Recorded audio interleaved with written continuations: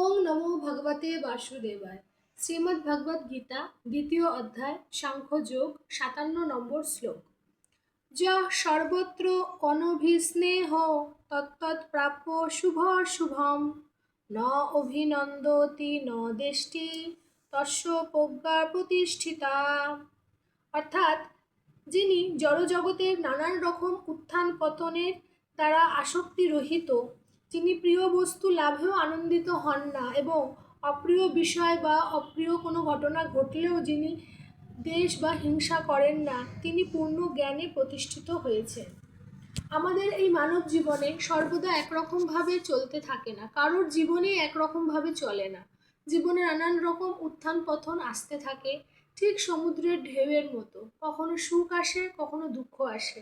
কিন্তু যিনি ভগবানকে নিজের সর্বস্ব মনে করেছেন এবং ভগবানের চরণে নিজেকে অর্পণ করেছেন, তিনি এই সুখের সাগর এলেও তিনি গা ভাসিয়ে দেন না। তিনি তখনও ঈশ্বরকে মনে রাখেন এবং দুঃখের সাগর এলেও তিনি তাতে বিচলিত হন না বা তার দুঃখের জন্য অন্যকে দায়ী করে, অন্যকে হিংসা করা, অন্যের প্রতি রাগ অনুভব করা, এগুলো করেন না। তিনি সর্বদা পূর্ণ জ্ঞানে প্রতিষ্ঠিত থাকেন যে আমাকে ভগবান যখন সুখ দিচ্ছেন সেটা ভগবানের কৃপা, আর যখন দুঃখ দিচ্ছেন সেটা আমারই কর্মফলের দ্বারা আমি প্রাপ্ত হচ্ছি।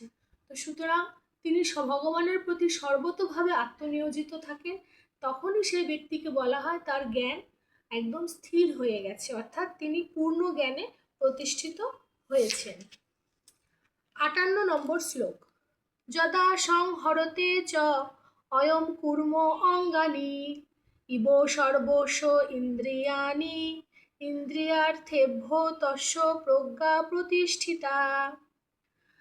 এই শ্লোকে ভগবান শ্রীকৃষ্ণ বলছেন যে এই স্থিতপ্রজ্ঞ বা যার প্রজ্ঞা বা জ্ঞান স্থির হয়েছে, তিনি কীরকমভাবে সমাজে বাস করেন এবং তারা কচ্ছপের ন্যায় এই সমাজে বাস করে। কচ্ছপ যেমন চলতি পথে কোনো বিপদ দেখলে, কোনো আশঙ্কা দেখলেই নিজের সম্পূর্ণ শরীরটাকে কঠিন আবরণের ভেতরে সংকুচিত করে নিরাপদ হয়ে যায়, এই সংসারের স্থিতপ্রজ্ঞ ব্যক্তিরাও তাই। যখন তাদের মনে নানা রকম কামনা বাসনার ঢেউ উত্থিত হয়, তখন তারা নিজেকে ঠিক এই কচ্ছপের মতোই নিজের মনকে সংকুচিত করে সমস্ত ইন্দ্রিয়ের প্রাপ্য জিনিস থেকে নিজেকে সংযত করে ঠিক ভগবানের সেবায় নিজের মনকে নিয়োজিত রাখে। রাধে রাধে।